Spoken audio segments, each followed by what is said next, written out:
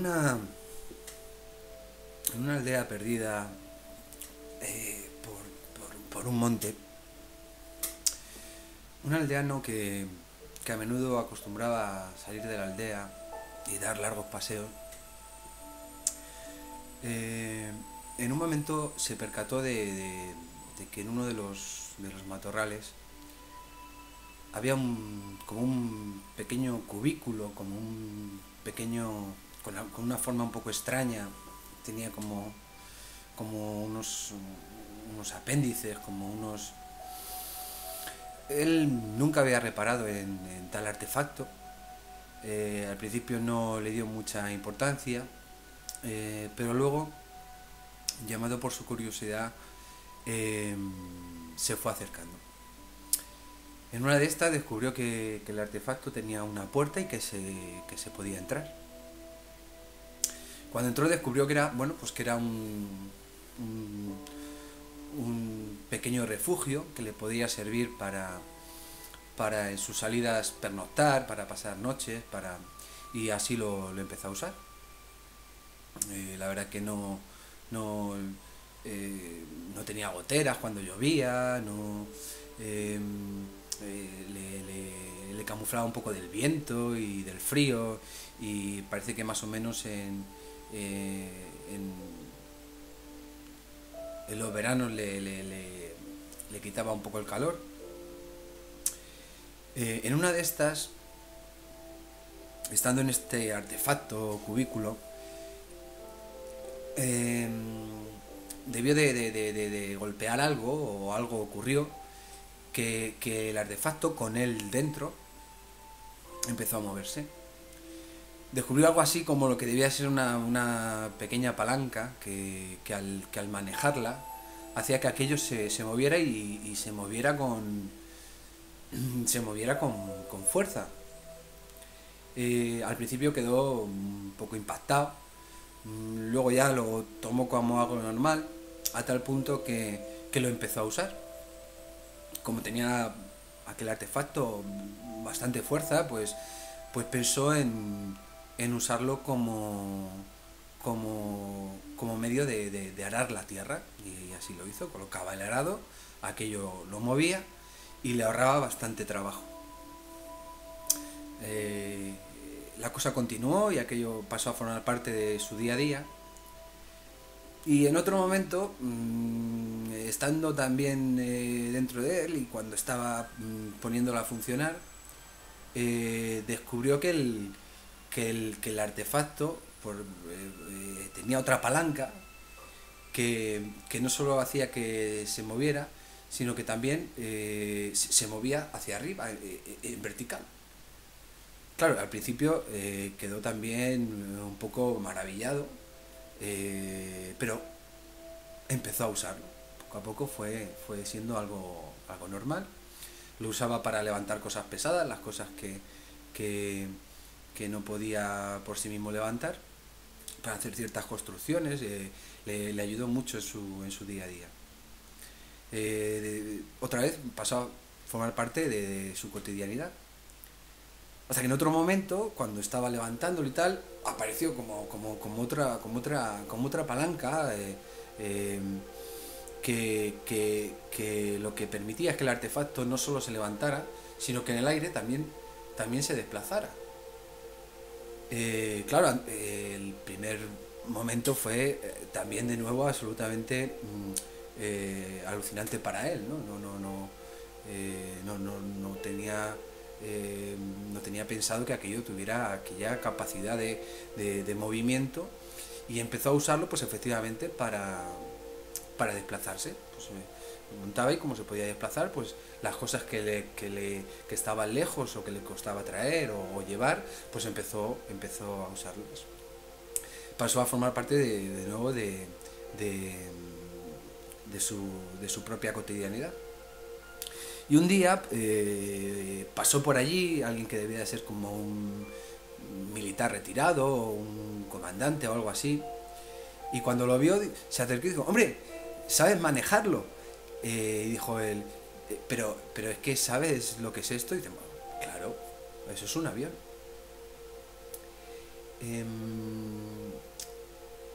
Este es el sentido de empezar a conectarnos con nuestro propio ser. Un ser que para nosotros es como bastante desconocido el grado de potencialidades que puede llegar a adquirir. Es el conocimiento, es la transmisión de cómo nuestro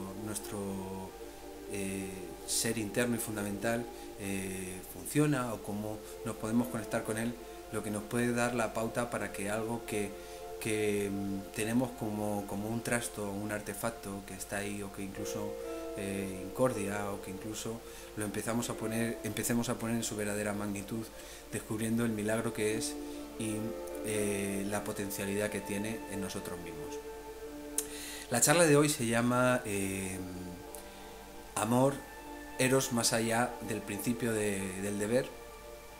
La excusa que voy a utilizar para hablar de Eros, o para más en nuestros días hablar del amor, es un texto clásico, que es el Symposium, el banquete de Platón, uno de los primeros filósofos de la cultura occidental.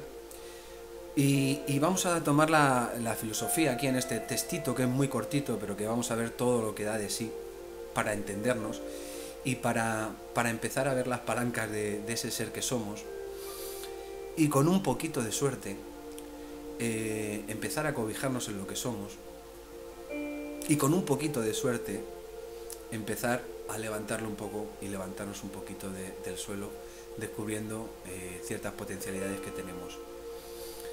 La filosofía la tomaremos para rápidamente dejarla, porque efectivamente, como decía alguno, la filosofía es una amiga del conocimiento, pero no es el conocimiento.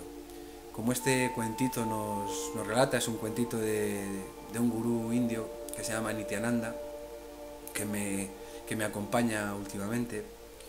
La dejaremos la filosofía porque efectivamente es la amiga del conocimiento sin ser el conocimiento. El conocimiento no puede ser otra cosa que la propia experiencia. Y lo que aquí proponemos, que es una vía espiritual, no puede ser otra cosa sino la vivencia del contacto con nuestro verdadero ser.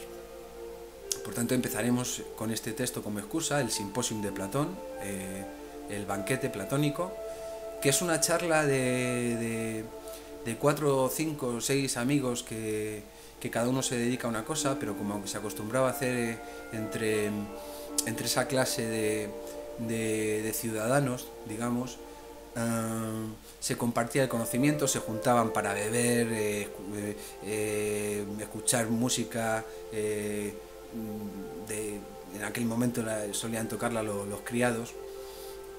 Nos vamos a quedar desde luego con sus reflexiones, y no solo con sus reflexiones, sino, como digo, abandonar rápidamente la filosofía para empezar a aplicar eso a nuestro propio conocimiento. Me va a servir de excusa, como digo, porque en un primer momento la conferencia, que como digo, al final el título que se ha quedado es Amor, Eros más allá del principio del deber, se iba a llamar Como somos, y voy a usar el texto, que es muy cortito, pero que, como veremos, no tiene desperdicio, para empezar a entender cómo somos, es decir, por qué somos como somos, qué es lo que nos motiva, qué es lo que perseguimos, cómo empezar a conectarnos con nosotros.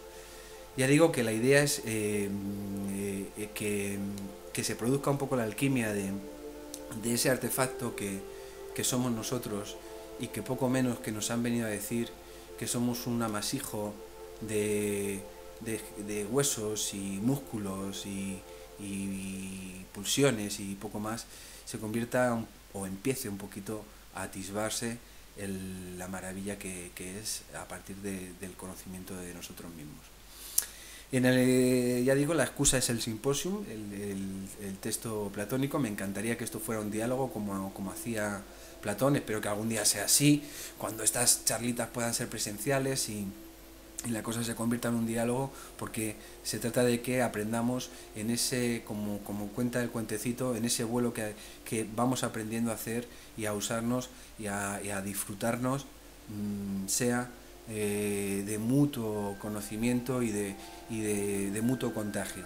Que en esos vuelos nos enseñemos cosas y aprendamos los unos de los otros y desarrollemos todas nuestras potencialidades. Para abordar el texto no voy a seguir, es cortito, pero he decidido no seguir exactamente los discursos, son discursos porque se juntan y el anfitrión, que se llama Agamenón, lo que viene a decir es, bueno, dedicamos himnos a muchos dioses, reflexionábamos sobre muchas cosas y no nos hemos parado a darle la justa importancia que puede tener a un dios como es Eros, lo que nosotros entendemos como amor, la importancia que tiene en nuestras vidas y lo que nos muestra como Dios. Se juntan y el juego un poco que hacen es hacer cada uno un pequeño discursito.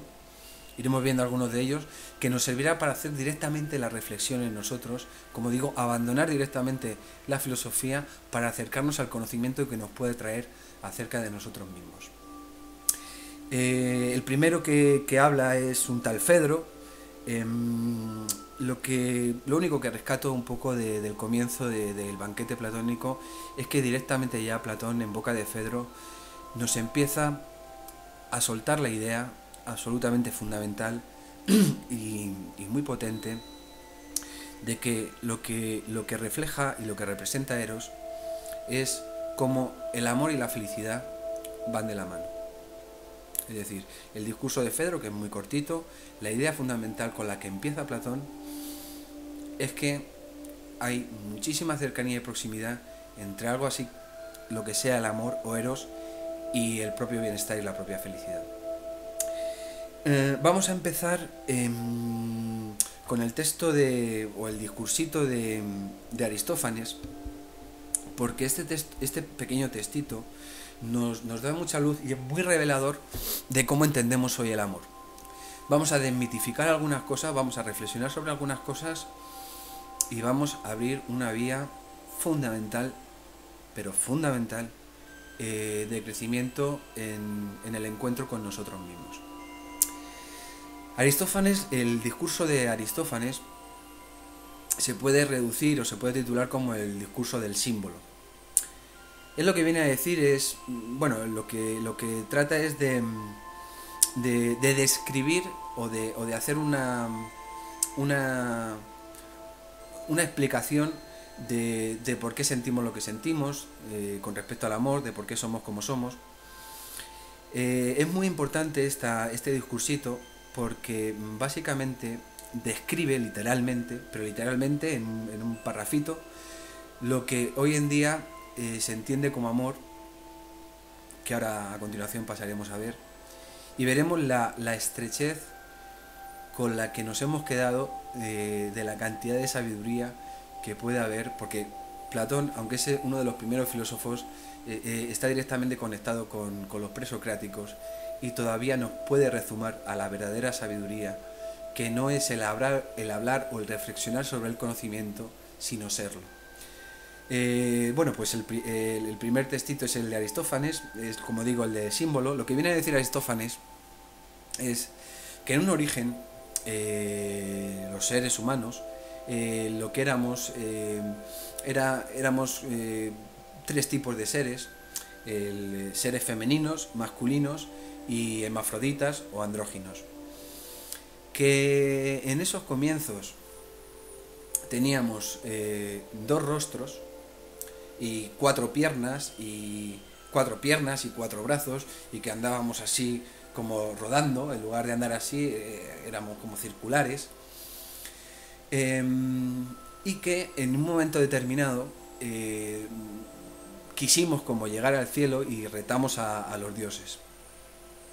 En ese reto los dioses evidentemente pues, se enfurecieron con el ser humano y Zeus pues acabó mandando un rayo que literalmente nos partió por la mitad, que es una expresión que tenemos hoy, ¿no? Bueno, cuando nos partió por la mitad, lo que ocurrió fue que ese ser que tenía dos rostros y cuatro brazos y cuatro piernas se convirtió en dos, de tal manera que todo su anhelo desde aquel entonces es volver a juntarse, que esta es la idea de símbolo. Símbolo, lo que viene a significar en su etimología, en su origen, son como dos piezas que están llamadas a volver a unirse. Los símbolos, lo que antes se llamaban símbolos, era una pieza que se rompía en dos, y entonces cada una se entregaba a una persona, eso generaba un pacto, y en ese pacto significaba que el cumplirlo hacía que ese símbolo se pudiera volver a unir, que lo que se separó y lo que quedó en un pacto se pudiera volver a unir. Claro, cuando reflexionamos un poco sobre esta idea de amor, esto es lo que describe Aristófanes como lo que sea en amor, hay como 3 o 4 cosas que son absolutamente terribles. Primero una, porque él lo que viene a decir es que claro, que entonces lo que debemos hacer es desde nuestra incompletud buscar esa otra mitad que nos falta, pero bueno, pero dice más, no basta con buscarla, porque según él hay que hacer verdadero,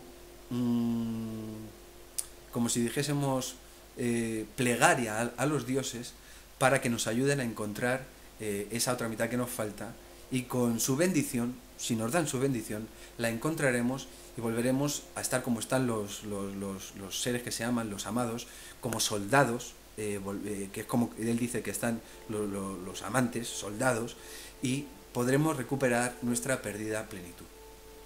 Aquí hay como 3 o 4 cosas que a poco que uno se para a reflexionar, bueno, esto está en todo, quiero decir, esto hoy en día está absolutamente en todo. Está en las canciones, está en las novelas, está en las películas, está en las fantasías. Hay como 3 o 4 cosas terroríficas. Una es la de que somos incompletos.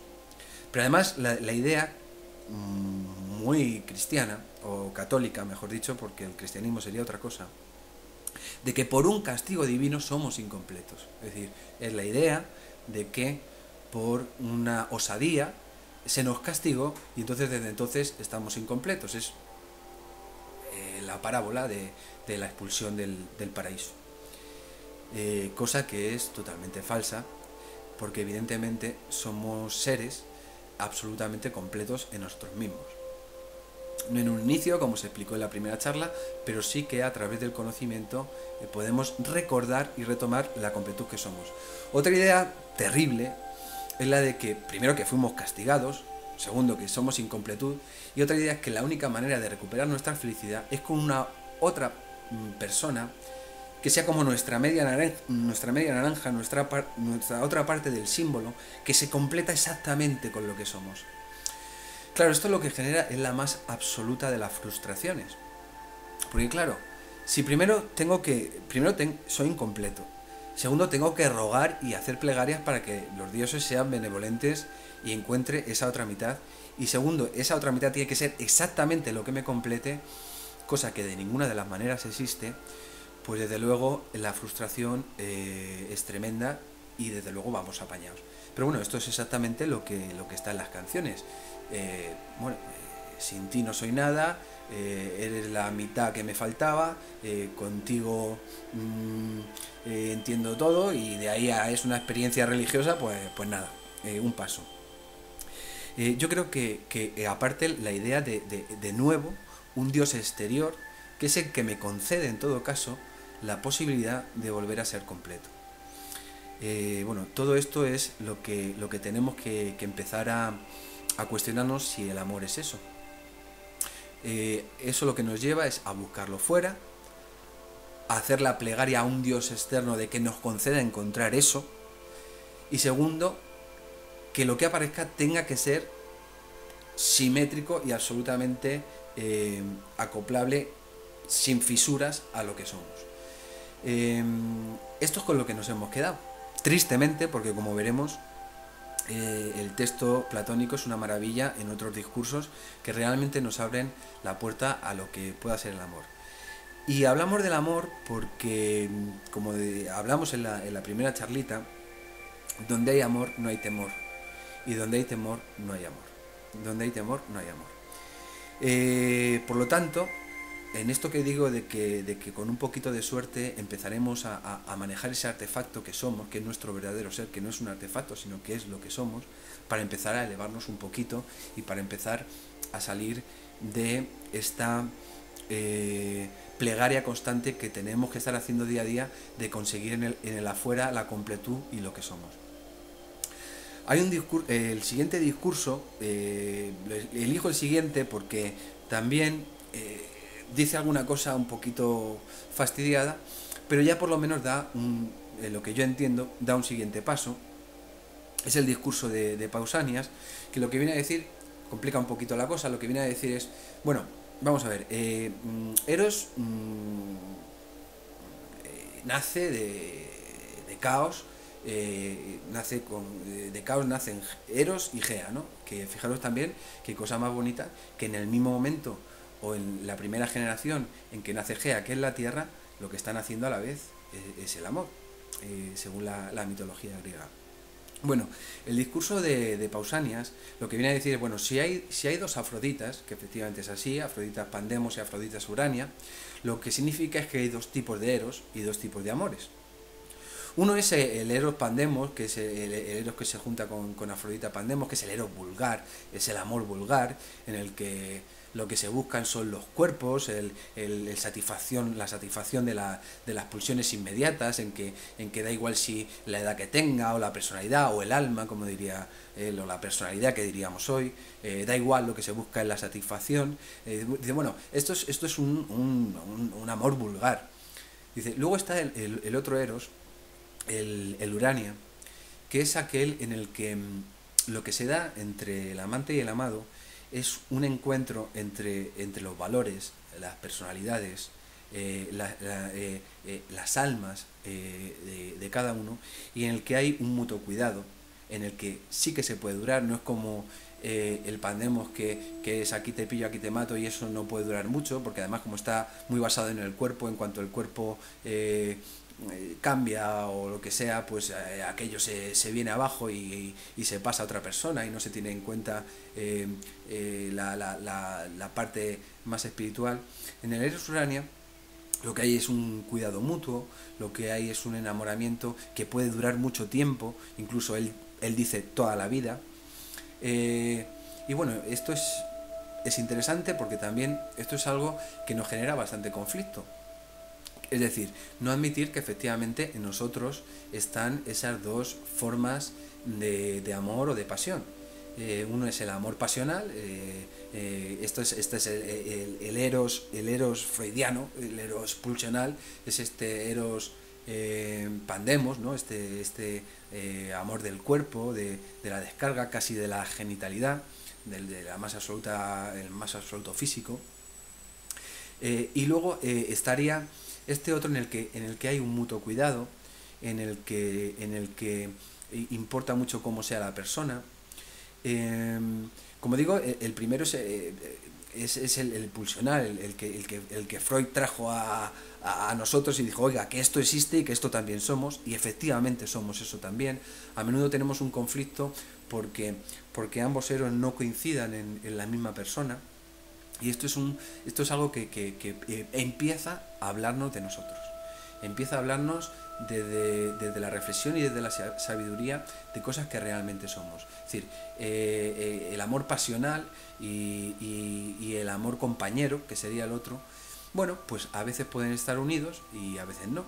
Y podemos tener un amor compañero con una persona a la que queremos mucho, pero que realmente no nos levanta ningún tipo de pasión sexual o sensual, y podemos tener una relación totalmente apasionada que no deberíamos, yo creo, forzar a que fuera más allá, porque a lo mejor lo otro no se da. Es decir, podríamos disfrutar de ese eros pandemos o ese amor que para mí no es vulgar, es otro tipo de amor, sin forzar a que de ahí tenga que salir una comprensión mutua, una sincronía, una complicidad. Y a la inversa, es decir, podemos compartir con una persona nuestro amor sabiendo que a lo mejor en algún momento la parte sexual o no va a estar o va a estar más atenuada, ¿no? Cuando le preguntaban a Serrat por su relación con Candela, él decía, bueno, pues mire, yo he descubierto que el amor es una complicidad permanente y mutua en la que de vez en cuando se riega con la llama de la pasión, de vez en cuando. Bueno, ahí cada uno creo que se abre un crisol para que podamos elegir nuestra manera de vivir la pasión y el amor, pero sí que nos sirva para no negar ninguno de los dos. Somos ambas cosas. Esto que Pausania muy lúcidamente describe a partir de los dos tipos de Afrodita. Dice, bueno, pues si Eros es capaz de relacionarse con estos dos tipos de Afrodita, pues entonces es que somos ambas cosas. Lo que nos viene a decir este Dios es que ambas cosas somos y que ambas cosas también forman parte de la naturaleza humana. En cuanto al tema de las relaciones ya más de Urania, de complicidad, primero, por supuesto, desechar completamente la idea anterior del símbolo de que nos tiene que completar perfectamente.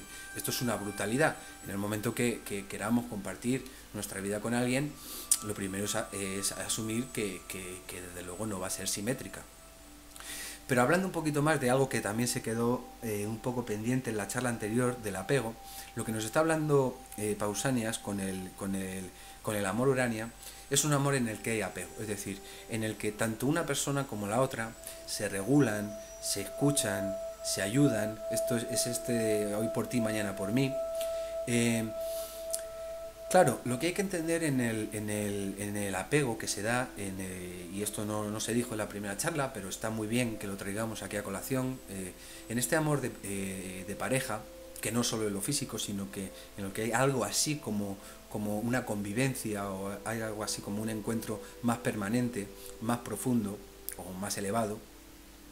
Lo que hay que entender es que el apego tiene dos vertientes muy importantes. Esto tanto en las relaciones de pareja como en las relaciones de educación, o en las relaciones con los amigos, o en cualquier tipo de relación de amor.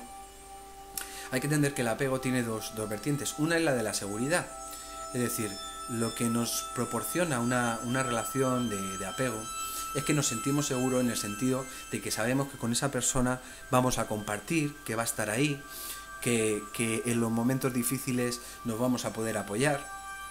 Pero el apego también tiene otra vertiente que es exactamente igual de importante, que es la vertiente de la exploración. Es decir, la vertiente de la exploración significa que en el apego, por un lado, necesitamos sentirnos seguros, pero por otro lado también necesitamos explorar. Y esto es así permanentemente. Cuando un niño está en una relación de apego con su madre, por un lado necesita la presencia, necesita que la madre de alguna manera, entre comillas, esté ahí echando un ojo, pero por otro lado necesita que le deje abandonar de alguna manera ciertos espacios para poder explorar otros, desde la seguridad de que la figura de apego está. Esto también pasa en las parejas, es decir, necesitamos que la persona esté, pero también necesitamos explorar. Es decir, si no, una relación que es absolutamente cerrada, o como se decía en el símbolo fusional de soldados, lo que lleva es a la absoluta asfixia. Hay que entender el apego como una pauta fundamental de crecimiento. Como decía en la anterior charla, por supuesto, el apego es algo que las distintas corrientes espirituales nos enseñan que debemos ir abandonando, pero la manera de abandonarlo no debe hacerse, o por lo menos en lo que dependa de nosotros, de manera traumática.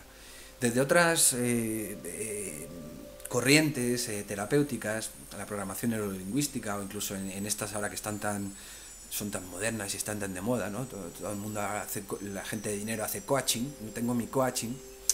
Se habla de la zona de confort y la zona de la magia. O sea, la zona de confort es lo que hemos hecho siempre, la zona de nuestros hábitos, y lo que se propone es que para crecer abandonemos esa zona de confort, adentrándonos en territorios inexplorados en los que vamos a poder crecer y los que vamos a descubrir cosas que nos van a sorprender, ¿no? y que nos van a vitalizar.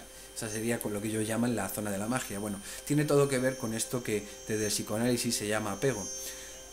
Es tan importante el que nos sintamos seguros como la posibilidad o la capacidad de explorar. Esto es una pauta que puede ser muy interesante ya que estamos hablando de crecimiento personal, para que lo que dependa de nosotros la tomemos en cuenta. Tomemos en cuenta tanto la parte de la seguridad como la parte de la exploración. Es decir, que exploremos y que también busquemos nuestras zonas de confort, nuestras zonas de seguridad, en las que es como, como cuando jugábamos en el patio de colegio, se decía, esto es casa, aquí no me... Bueno, pues que también tengamos la sensación de que nosotros mismos podemos encontrar, desde lo que ya somos, desde lo que siempre hemos sido, esa zona de confort. Y a partir de ahí, por supuesto, explorar. Esto que también sirva para lo que hacemos aquí, porque de lo que se suele hablar, o los discursos de las personas, de la gente, de los textos, los niveles de conciencia no suelen ser los mismos. Con lo cual, una pauta que yo creo que es muy sensata es coger aquellas cosas que se adaptan a nuestro momento, que se adaptan a nuestro punto de conciencia y que nos ayudan a crecer, y desde luego lo que aconsejo que se haga, en las palabras que yo pueda decir, es desprendernos absolutamente de lo que en ese momento nos venga grande o pequeño o inservible. Porque no sirve de nada el forzarnos y decir, no, es que entonces ahora lo que tengo que hacer es abandonar los apegos y fustigarnos ahí y pasarlo fatal. No, no se trata de eso. Se trata de entender que en el apego tiene que haber una zona de confort, tiene que haber una zona de confianza, y que luego también, para poder sentirnos bien y poder crecer, tiene que haber una zona de exploración. Esto es un poco lo que se debería dar en o lo que podemos buscar si nos planteamos una relación de pareja. La relación de pareja debe de servir para que nosotros mismos hayamos encontrado esas pautas de crecimiento, y luego se produzca el encuentro con el otro, que nos enriquece y con el que nos podemos apoyar sobre una base de apego seguro, que es como llaman algunos psicoanalistas a los críos que nacen y que van creciendo de manera, entre comillas, saludable, que se forjan un apego seguro. Esto lo hablaremos, supongo, bastante en las clases de psicoterapia, porque es algo que también, si no encontramos en nuestra vida cotidiana, debería ser la función de cualquier tipo de guía, o de maestro, o de gurú, o de terapeuta, o llámese como se quiera, que ha existido siempre en todas las culturas de las distintas civilizaciones humanas. Como decía, bueno, pues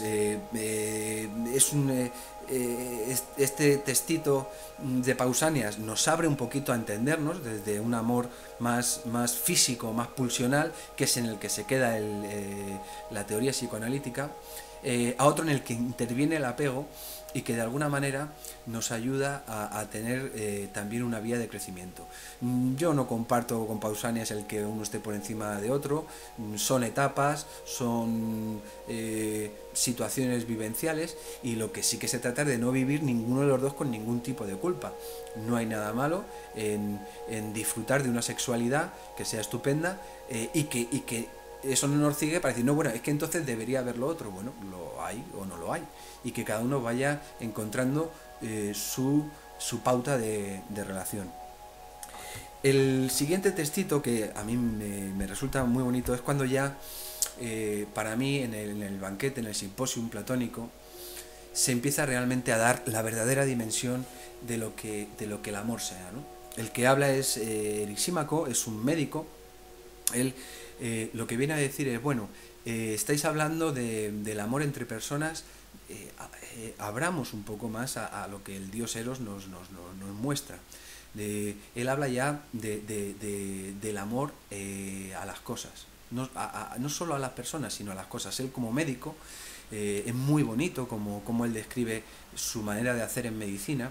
Él dice, bueno, en los cuerpos yo encuentro cosas que son malas y que son buenas, y lo que trato es de hacerlas amigas. Es decir, de que eso que es malo en el cuerpo se haga amigo de lo bueno, y que a partir de ahí se encuentre una armonía. Esto es muy interesante porque nos empieza a hablar de la pauta de amor como la superación de la dualidad. Él habla, por ejemplo, de cómo una manera de hacer en medicina. Él habla de la medicina, porque él es médico, habla de Asclepio, de los primeros médicos. Él habla de cómo se pueden ver cosas graves y agudas. Y entonces lo que hace y lo que crea armonía es precisamente eso, crear armonía, crear una composición en la que puedan entrar y que puedan ser amigables lo grave con lo agudo. Eso es un poco lo que él trata de hacer en la medicina, en las distintas cosas que lo observa, y lo que él trata es como de tratar de hacer amigos las cosas que aparentemente son contradictorias, de tratar de sincronizarlas, de armonizarlas, como el músico que coge notas graves y notas agudas y compone una sinfonía. Nos está hablando de superar la dualidad. Esto es de una profundidad enorme. Él habla de superar la dualidad entre frío y calor, entre dulce y amargo, viendo la posición, la cuestión desde una posición superior que haga ver que no puede existir lo uno sin lo otro, que dé sentido a ambas cosas y que a partir de ahí, de ese conocimiento y de esa comprensión, se pueda entender cuáles son sus movimientos. Y el ejemplo que pone también es en la astronomía, que frente a lo que es las distintas estaciones, unas apacibles como es la primavera, otras tan duras como es el invierno, la astronomía, a partir de entender los ciclos y de entender que tienen que coexistir, lo que nos ayuda es a contemplar la belleza de esos ciclos y la armonía que hay en ellos. Es decir, nos está hablando de superar la dualidad. Esto es muy importante porque uno de los textos que yo traía hoy era el encuentro con la sombra, y precisamente de Jung, esto tiene mucho que ver con la represión, con la sombra y con lo que, yéndonos todavía más lejos, ocurre hoy en el mundo. Fijaros que cuando generamos una dualidad, la dualidad en sí no es mala, porque la dualidad lo que hace es que podamos entender de alguna manera la conexión entre las cosas, o lo diferente y lo semejante. El problema es cuando nos identificamos con una de esas dualidades. Ahí es cuando viene realmente el problema de lo que sea el ego. Pongo un ejemplo para que se entienda. Si ante la política, por ejemplo, yo establezco la dualidad de izquierda y derecha, en sí eso no es malo, eso me sirve de orientación. Por esto que luego explicaré de que el ego no se trata de eliminarlo, sino de superarlo. Es lo que Jung llamaba llegar al yo superior. Conectándonos con nuestro ser, llegar a un yo pero superior, no un ego chiquitito ahí que lo que hace es pegarse con todo, como ahora veremos. El problema no es generar una dualidad, porque eso puede generar conocimiento, me ayuda a diferenciar cosas, me ayuda a entender, me ayuda a moverme por el mundo, me ayuda a entender cosas, sino cuando desde el ego me identifico con una de las dos. En el ejemplo que estaba poniendo el ejemplo, por ejemplo, de la política. Cuando establezco la dualidad izquierda-derecha, puede ser una vía de conocimiento para entender una serie de pautas, una serie de argumentos que se pueden dar frente a lo que sea la cosa política, ¿no? El problema es cuando me identifico con una de ellas. ¿Por qué? Porque cuando me identifico con yo soy esto, yo soy de izquierdas, empiezan a ocurrir fenómenos realmente dañinos para el que realmente soy.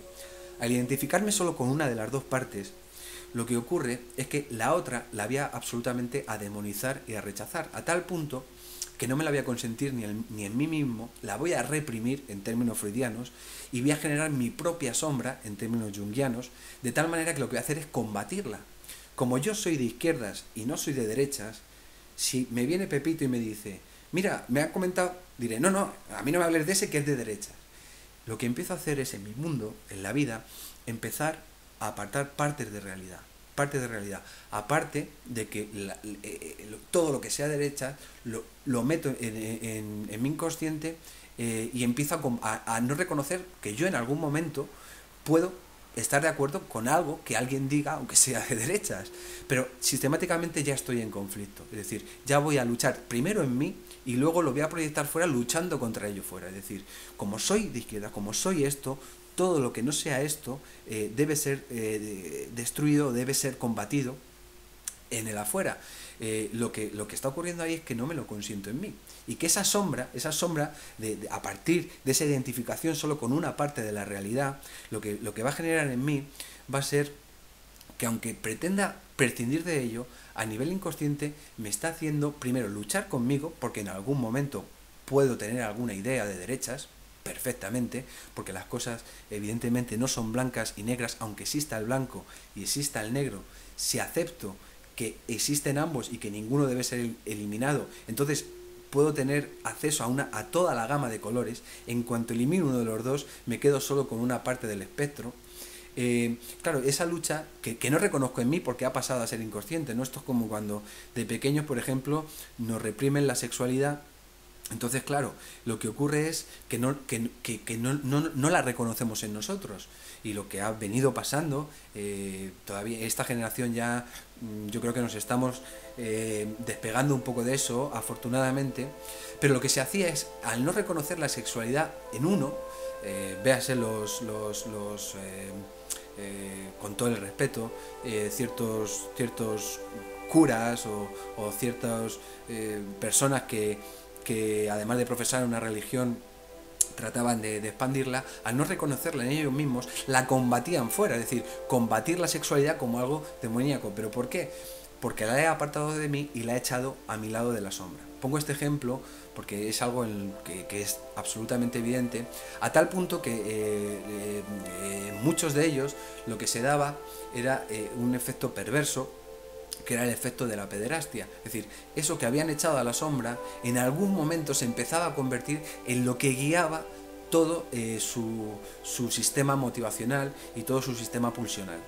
Esto es lo que les ha ocurrido y ya se ha hecho público, y aunque se ha tratado de tapar durante mucho tiempo, se ha visto que ha sido una epidemia en muchos curas, sacerdotes, incluso obispos, por negar una parte de la realidad y una parte de lo que somos, y reprimirlo y relegarlo a la sombra. Aquello se convierte en destino, se convierte, ¿no?, de lo que decía Jung, lo que no haces consciente se convierte en destino, es decir, todo aquello que echas en la sombra y que no reconoces en ti y que tratas de apartarlo como si no existiera en ti, va a ser destino y lo vas a combatir fuera, y va a ser lo que guíe un poco tu destino en la vida.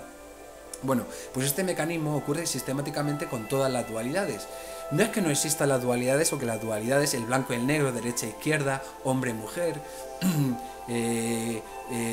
creyente o ateo, no puedan existir, sino que el tema es cuando nos identificamos con ello y creemos que somos eso.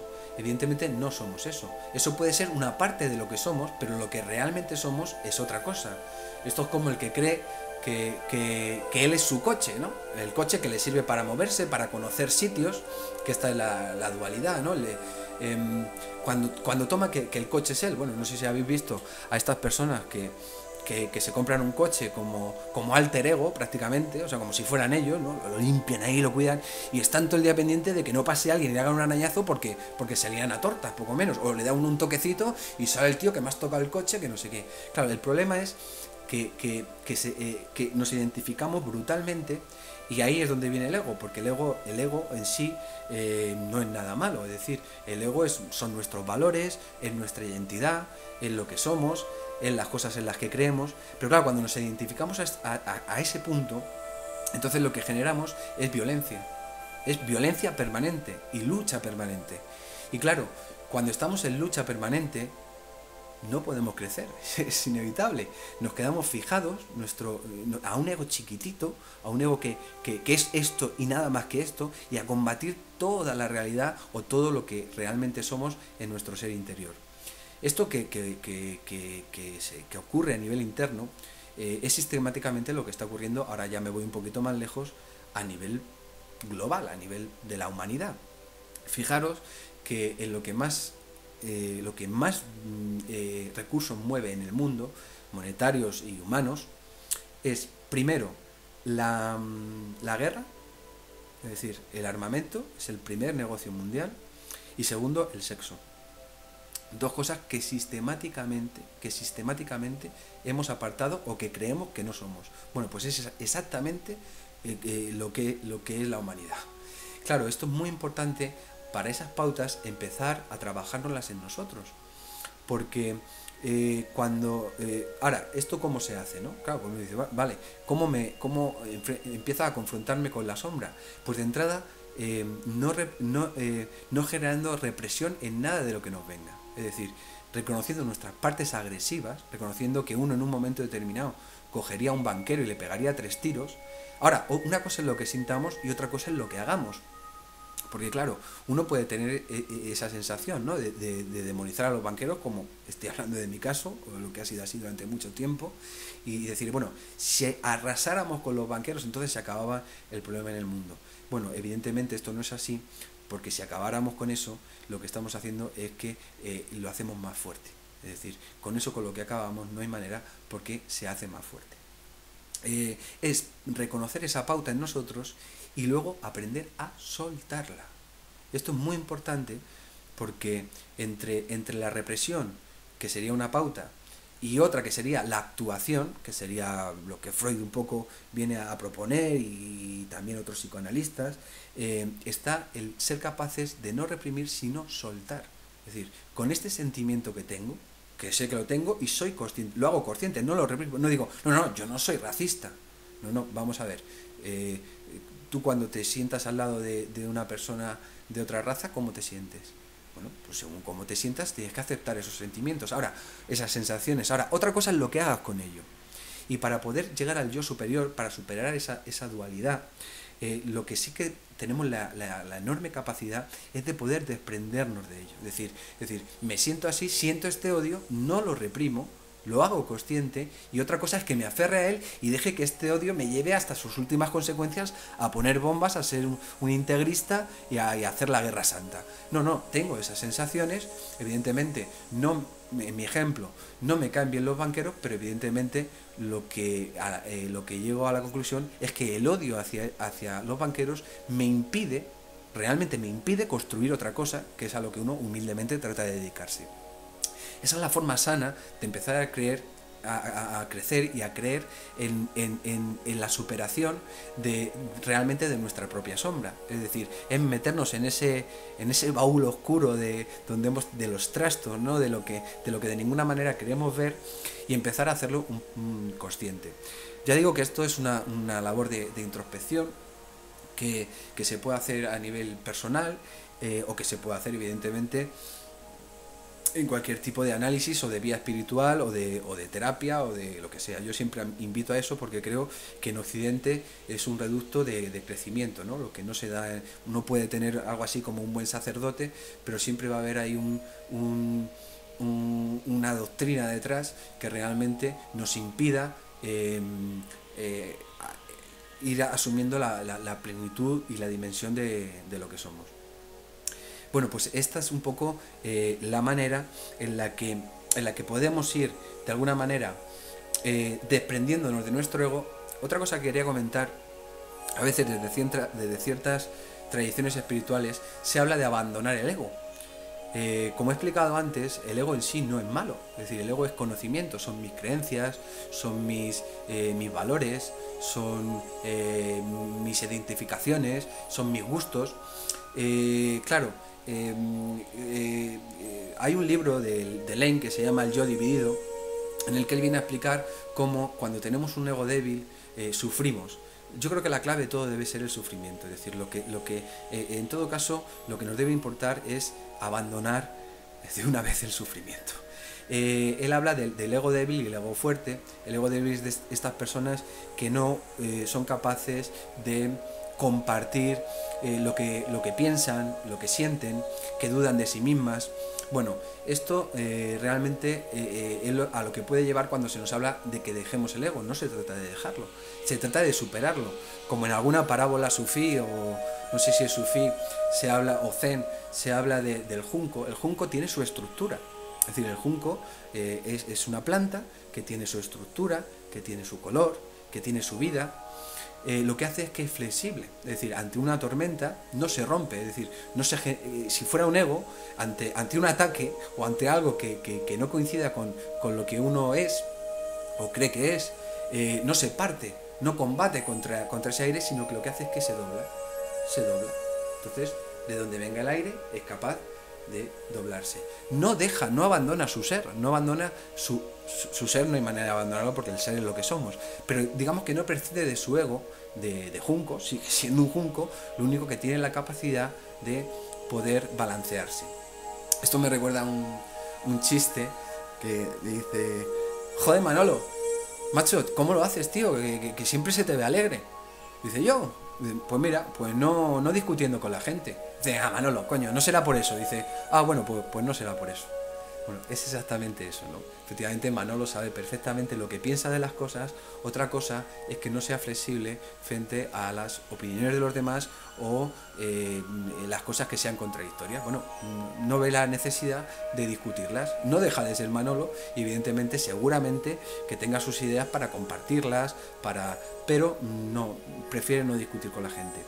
Esta es la manera, la alquimia que se puede hacer, en palabras de Jung, que fue por lo que Freud le dio la patada cuando escribió Alquimia y Psicoanálisis.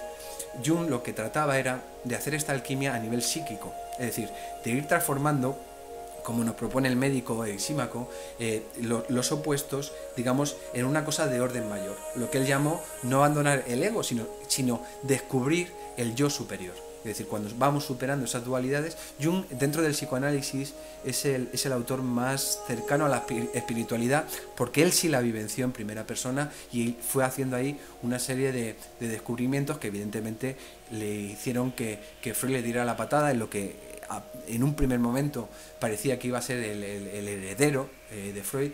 Cuando Freud empezó a ver que se metía en estas cosas de la alquimia, que se metía en estas cosas de la espiritualidad, que se metía en estas cosas del yo superior, y que abandonaba un poco toda la pauta más científica o más rigurosa, pues evidentemente le echó, como fue echando a muchas personas, ¿no?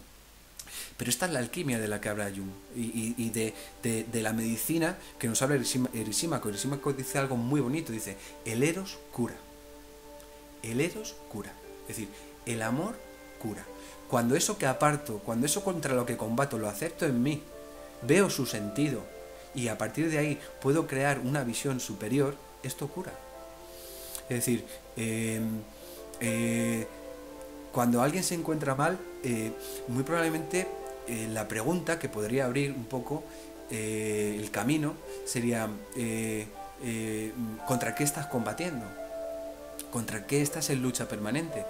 Y esto es tan importante que es lo que de ninguna manera todavía conseguimos hacer.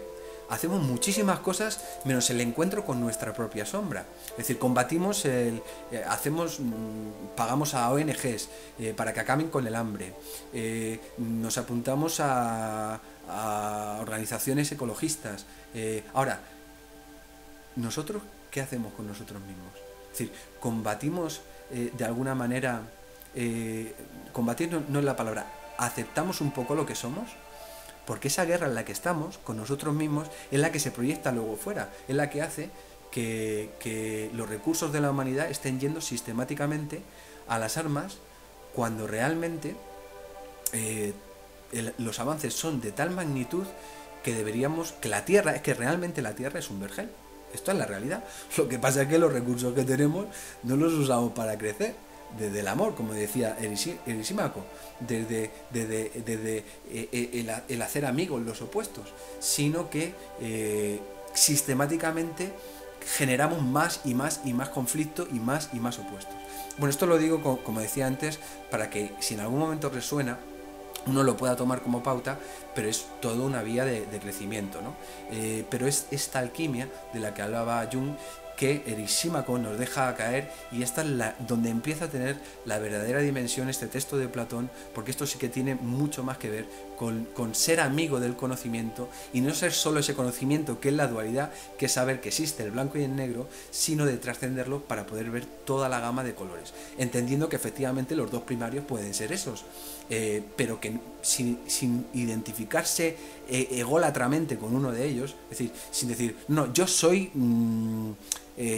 abogado, y entonces, como soy abogado, a mí no me vengas hablando de ecología, o como soy ecologista, a mí no me vengas hablando de comer pollo, ¿no? Bueno, quiero decir, el ir superando dicotomías y ir entendiendo es lo que nos permite, como decía Erisímaco, del agudo y del grave poder hacer nuestra propia sinfonía, ponerlos en armonía. Son armónicos, es decir, son armónicos. El que sean dicotómicos no quiere decir que no sean armónicos. Esa es superar un poco la dualidad. Es muy importante lo que digo esto a nivel yo creo, de salud personal, el no confundir el superar el ego con el perderlo, cuando desde algunas, el budismo zen, que es la parte para mí menos interesante del budismo, luego explicaré por qué tengo aquí este Buda, la parte del budismo zen es como pierde el significante, la palabra te impide que veas la cosa, piérdelo, no significa que lo pierdas, significa que lo puedas poner entre comillas, pero el lenguaje, las palabras, lo que nombra, evidentemente es una herramienta para que la usemos, y es una herramienta con la que también podemos crecer y que nos sirve de comunicación. Por supuesto, uno está abierto a que haya otros tipos de comunicación que se despojen del nombrar las cosas, del poner etiquetas, de todo esto, pero las etiquetas en sí es el uso que se haga de ellas, como todo, ¿no? Una droga es el uso que se haga de ella, una etiqueta, una dicotomía es el uso que se haga de ella. Todas estas cosas yo creo que es bueno empezar a hacerlas en nosotros, no empezar a proyectarlas fuera, que es lo que hacemos sistemáticamente. Tal persona es un fascista. Bueno, vamos a ver, ¿qué partes tuyas son fascistas? Porque a lo mejor las tienes, pero las has echado ahí fuera y sistemáticamente pues usas, por ejemplo, el castigo sistemático con tus hijos, que es una forma de fascismo brutal. No lo digo con ánimo de criticar, sino con ánimo absolutamente constructivo, porque esto que digo evidentemente me lo aplico a mí. Cuando yo digo, hay que empezar por conectar con nosotros y empezar por dentro. Bueno, esa es mi manera. Evidentemente hay que contemplar otras muchas, de que todo el avance que también hagamos en el afuera puede ser muy válido, porque es una dimensión más de lo que somos. Ahora, sinceramente creo que lo que toca es empezar por nosotros mismos. Y como dice Erisímaco, una buena medicina es esto de poder ir superando las dualidades. El siguiente fragmentito del simposium que he elegido es el de, no estoy siguiendo exactamente el orden, pero es para darle cierta coherencia, es el de Agatón, que lo que viene a decir es que antes han hablado de si Eros es el más antiguo, como decíamos antes, el primer dios que nació, de Caos, nacieron Gea y Eros. Y me decir, no, mira, estáis equivocados. Eros es el último que ha llegado. Dice, porque si Eros hubiera sido de los primeros, jamás hubiera habido violencia, jamás hubiera habido guerras en el Olimpo, jamás hubiera habido conflictos, porque, y esto es muy importante y también es muy profundo y muy sabio, Eros, al ser amor, lo que es paz. Es lo que decíamos en la primera charla.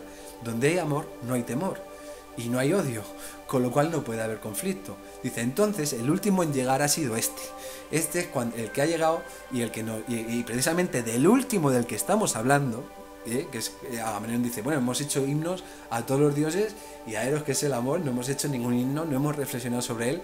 Bueno, aquí compartimos esa pauta de empezar a poner en su justa dimensión el amor. Lo que viene a decir Agatón, para explicar la naturaleza de Eros, es que es el más antiguo porque es el que trae la paz. Es decir, si él hubiera sido el primero, donde está Eros no hay violencia. Es decir, lo que trae es templanza, lo que trae es el amor por lo que uno hace, por las artes. Dice, Eros evidentemente domina a Ares, el dios de la guerra, porque donde él aparece, la guerra no tiene ningún sentido. Esto ligado con lo que decíamos antes, tiene mucho que ver. Es decir, cuando empezamos a aceptar desde el amor hacia nosotros, desde el amor incondicional, aquello que seamos, incluidas nuestras partes oscuras, empezamos a dejar de estar en guerra con nosotros mismos y con el mundo y con los demás. Es, por lo tanto, una reflexión muy bonita y muy profunda y muy sabia la que hace Agatón, de decir que Eros ha debido de ser el último en llegar, porque cuando está Eros, cuando está el amor, no hay violencia. Además, una cosa que dice que es muy importante es, dice, antes de Eros lo que había era necesidad. Esto nos está hablando de nuevo del ego. Como antes del Eros, que es el amor, y el amor que empieza por uno, lo que había era necesidad, con lo cual había lucha, es decir, hay que repartirse de alguna manera la superioridad desde el ego, el poder, etcétera, etcétera. Lo que había era necesidad. Cuando aparece Eros, lo que hay es abundancia. Y esto es profundísimo y fundamental en lo que aquí planteamos y en esta vía de crecimiento personal. Es decir, donde hay amor, cuando empezamos a descubrir el amor en nosotros, ya no hay necesidad. Sistemáticamente, si seguimos la teoría del símbolo, de que tenemos que encontrar en el afuera y algo que nos complete y todo esto, ya estamos en conflicto con nosotros. Ahora, si empezamos a descubrir que el amor, el bienestar, la tranquilidad, la paz, es lo que realmente somos, es lo que siempre hemos sido, antes de que entráramos en luchas de egos, en luchas de lo que tienes que conseguir, en luchas de lo que eres y lo que debes defender que eres, y defiende esta bandera. Antes que todo eso, lo que somos es esta paz y esta tranquilidad. Y por lo tanto empezamos a soltar poquito a poco la necesidad, que siempre vamos a partir de ahí. Es decir, el ser humano, como decíamos en la primera charlita, es un Dios en potencia. En el origen es pura necesidad, es pura necesidad de abrigo y de nutrición y de apoyo y de cuidado. Pero cuando empezamos cuando dejamos que Eros comience a hablar, cuando dejamos que el amor comience a hablar en nosotros, empezamos a descubrir que no somos necesidad ni somos escasez, sino que somos abundancia. El Buda que traigo aquí, lo que está meditando, evidentemente lo que refleja, y esta es la maravilla del arte, que a veces sobran las palabras. Realmente uno podría ahorrarse esta charlita y simplemente explicar lo que el Buda nos está diciendo. El artista desde luego es maravilloso porque refleja perfectamente la serenidad, el gesto y lo que está haciendo este Buda en meditación. Primero está generando silencio, pero luego con el silencio lo que está abriendo es lo que se llama el cuarto chakra, que es el chakra del corazón, que es donde tiene colocado, esto se llama mudra, que es como un gesto, y lo que está haciendo es abrir energéticamente, es decir, somos energía. Primero genera el silencio, es decir, empieza a lo que hablábamos en la primera charlita, a parar toda la parafernalia mental que nos traemos, empieza a conectarse consigo mismo, y en este gesto lo que está haciendo es descubrir el amor en sí. Es decir, cuando empezamos a hacer meditación con la respiración, la empezamos a hacer tranquila, pausada, consciente, y llevamos un poquito esa sensación al cuarto chakra, al que se llama el chakra del corazón, empezamos a sentir como una especie de abrazo, que es un poco la esencia de nuestro ser, es decir, como que una sensación de bienestar que no necesitamos buscar fuera, que es pura abundancia dentro, es pura abundancia. Esto es la sabiduría que los artistas transmiten, por ejemplo la que yo he descubierto en este Buda, que me parece estupendo porque también coincide mucho con las meditaciones que yo voy haciendo, meditaciones en los dos sentidos, meditación en el sentido oriental de la práctica espiritual, y meditación en el sentido occidental de la reflexión, como hace Platón en el Simposio. Bueno, pues empezamos a ver que somos abundancia, y esta es la realidad del ser humano. Es decir, en el mundo, cuando pensamos que ya hay tecnología suficiente para desde las energías solares, eólicas, geotérmicas, tenemos energía para 400.000 años. Es brutal. Es decir, somos auténtica abundancia. Y esto es de lo que tenemos que empezar a ser conscientes. Es decir, lo de dentro, lo que nos ocurre dentro, que somos abundancia, también ocurre fuera. Hay absoluta abundancia. Ahora, desde el ego, desde la lucha, desde la pelea, desde la necesidad constante de defender nuestro ego, de defendernos, de invertir en armas físicas, pero también en armas emocionales, no vemos la abundancia. Pero realmente cuando desde algunos sitios se empieza a hablar de que lo que tenemos que hacer, o lo que estamos empezando a hacer, es tomar conciencia de eso y empezar a traer el cielo a la tierra, es que realmente no hemos sido expulsados de ningún paraíso, sino que el paraíso está aquí. Es decir, es que somos abundancia, pero tanto interna como externa. Bueno, este es el gesto que hace este Buda en el cuarto chakra, que es el chakra que separa los chakras inferiores de los superiores. Pero fijaros que son 7 chakras, o sea, fíjate tú si da para crecer. Pero este chakra es, a menudo a Jesucristo se le suele representar como un corazón, ¿no? Es en el imaginario y en la simbología, y es uno de los chakras, es decir, es uno de los chakras y efectivamente uno por el que uno puede comenzar, como estamos haciendo aquí, hablando del amor, como hizo Platón en su momento. Agatón, que es el que nos habla de esta abundancia del amor, era poeta y lo que hace es que escribe un poema al que todos aplauden. Yo el poema lo tengo aquí, no sé si leerlo. Bueno, venga, pues lo leo, porque la verdad es que es bonito, no es muy profundo, pero es bonito. Dice Agatón: y se me ocurre también expresarles algo en verso, debe ser que en griego debía rimar, aquí no, diciendo que este, Eros, es el que produce la paz entre los hombres, la calma tranquila en alta mar, el reposo de los vientos y el sueño de las inquietudes. Él es quien nos vacía de extrañamiento y nos llena de intimidad. Fijaros lo que dice, ¿eh? Nos vacía de extrañamiento y nos llena de intimidad. El que hace que se celebren en mutua compañía todas las reuniones como la presente. Y en las fiestas, en los coros y en sacrificios resulta nuestro guía. Nos otorga mansedumbre y nos quita aspereza. Dispuesto a dar cordialidad, nunca a dar hostilidad.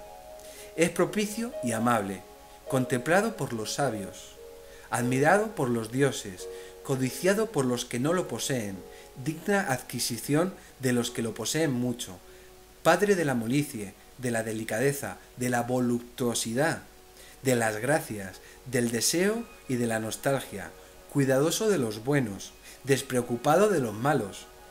Esto es muy bueno, despreocupado de los malos, es decir, hay que crear desde lo que somos, desde el amor, y despreocuparse de aquello que por ahí otros hagan o digan.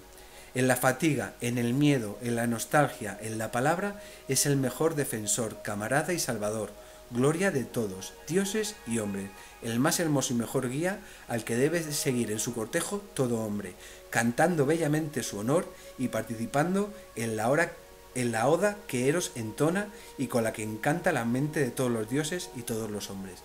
Bueno, es precioso, y fijaros la cantidad de cosas que dice ahí Agatón. Creo que efectivamente demuestra que el lenguaje del amor es la poesía. Cuando habla efectivamente de la abundancia, de la intimidad, del recogimiento, del hacer desde lo que uno es y desde la despreocupación de los malos.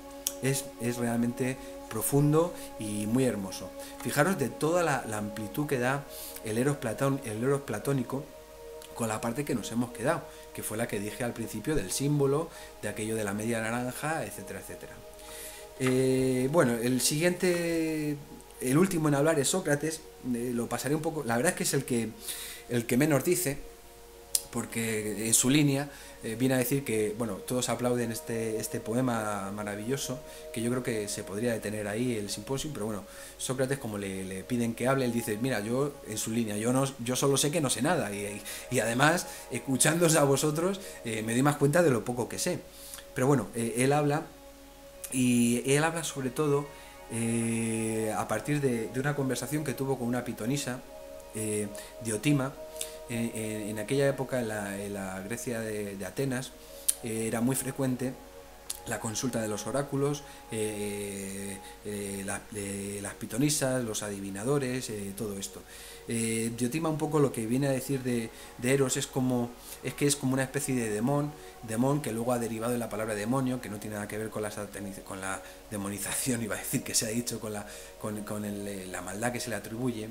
Era como ellos, el diálogo consigo mismos, era como si tuvieran un homúnculo ahí, ¿no? No concebían esto de hablar consigo mismos, sino es, a partir de entenderlo, como que eso era como una especie de demon con el que dialogaban. De hecho, Sócrates decía que sus mejores ideas le habían venido de esta conversación con su demon, ¿no? Bueno, Diotima habla de Eros como un demon que no es ni Dios ni hombre, pero que puede hacer, si algún mortal pudiera hacerse inmortal, sería a partir de esto, a partir del amor y a partir de Eros. La parte última de lo que nos cuenta Sócrates en Boca de Diotima es muy bonita, porque lo que viene a decir es que la búsqueda o el aprendizaje de Eros debe servir para ver la belleza en todas las cosas. Es decir, no para... lo que viene a decir es para llegar, y yo creo que esto a nivel espiritual, esta pitonisa Diotima, desde luego, era una mística, ¿no? Era realmente una persona muy avanzada, porque realmente de lo que está hablando es del éxtasis místico en el que todo es amor, es decir, en el que se contempla la belleza en todas las cosas.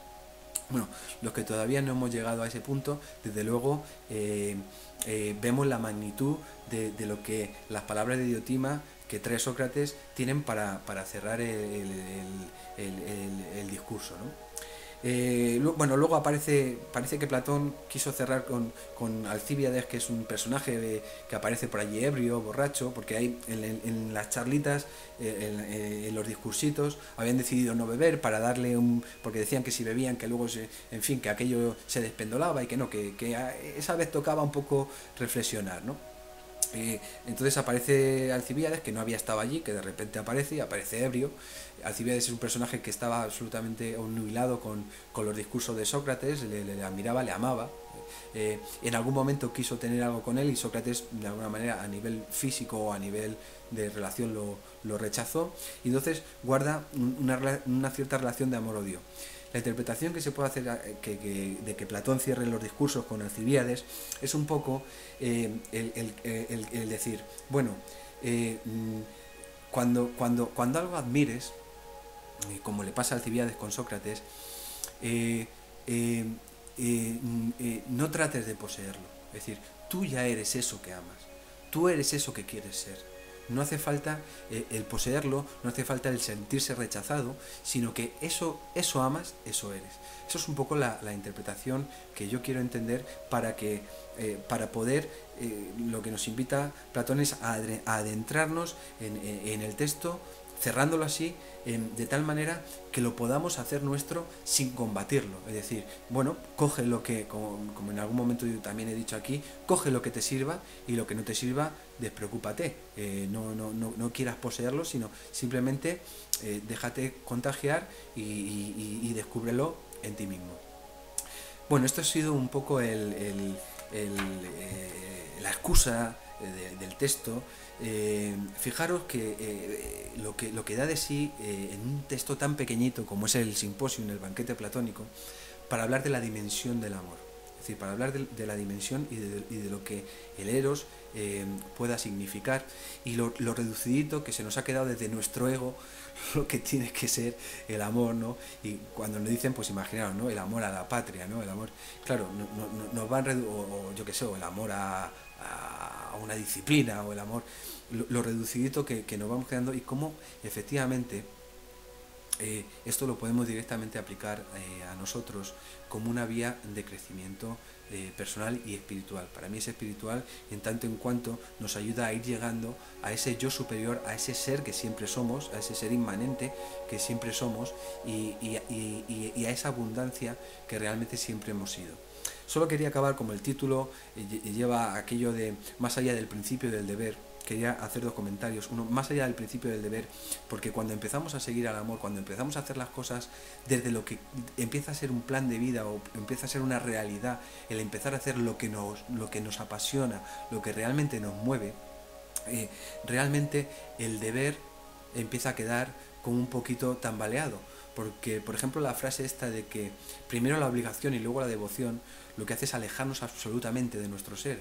Primero la devoción, y a partir de ahí descubriremos cuál es nuestra obligación, en el sentido de cuál es nuestro camino y cuál es lo que sí que podemos aportar a los demás. Desde lo que amamos, desde lo que somos, desde la actividad que nos apasiona, esa es la que en todo caso debemos, si queremos, compartir con los demás.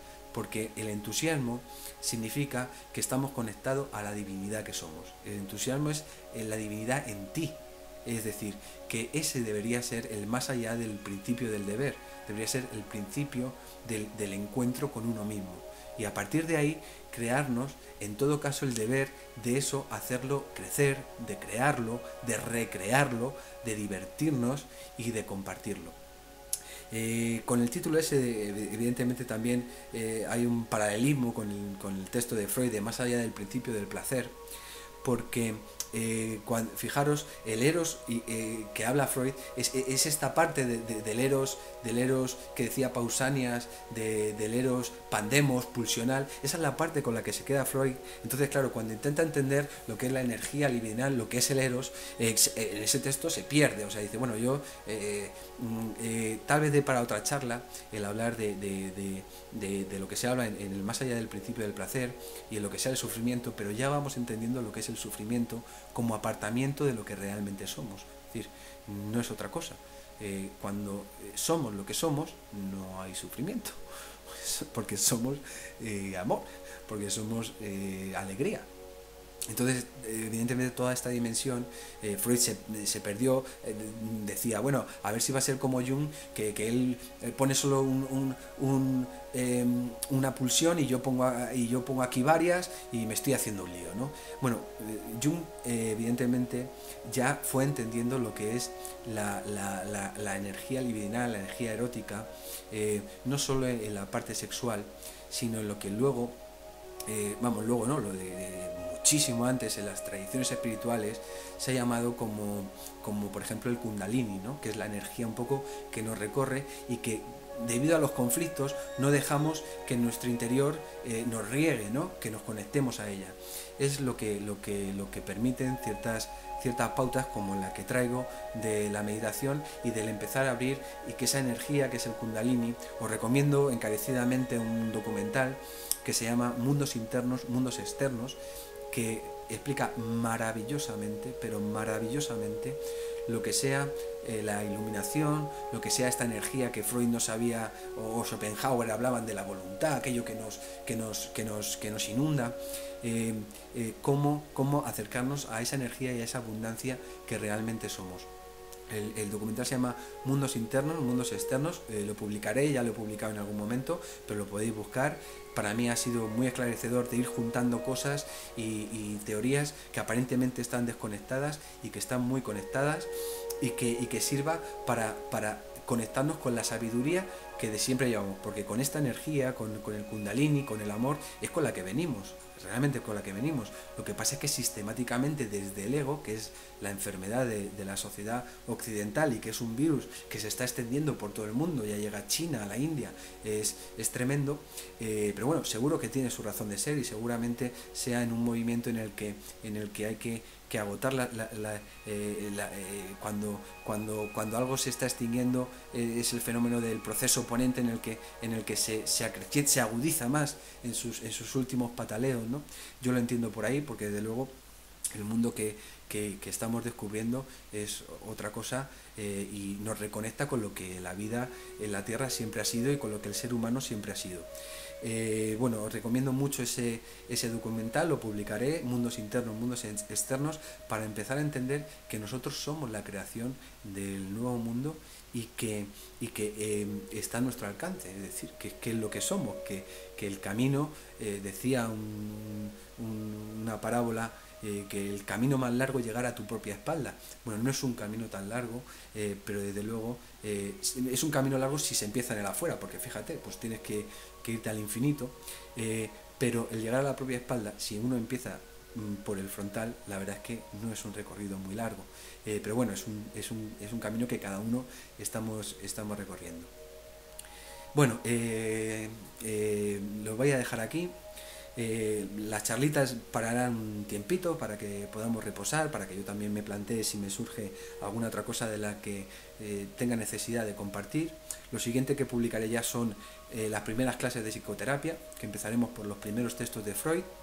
El recorrido que haré para una primera presentación será el que hizo uno de lo que fue uno de mis primeros terapeutas y analistas, José Antonio Méndez, en un libro que tiene sobre la terapia modular transformacional, que es muy interesante, pero no es por donde vamos a empezar, sí por el recorrido que él hace de la obra freudiana, para poder empezar a hincarle el diente.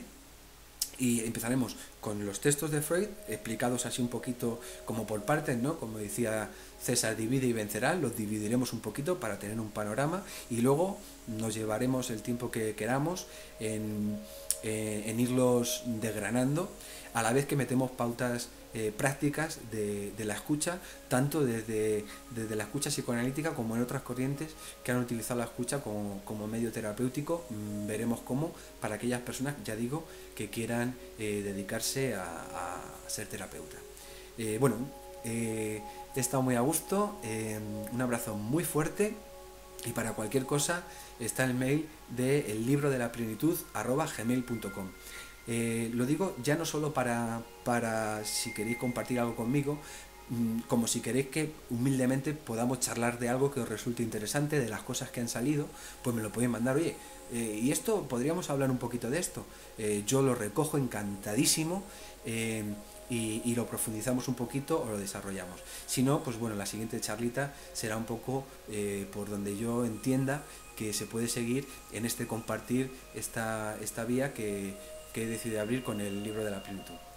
Un abrazo muy fuerte, sed felices, conectaros con vosotros y con vuestra plenitud y con vuestra abundancia. Un abrazo muy fuerte y nos vemos en la próxima.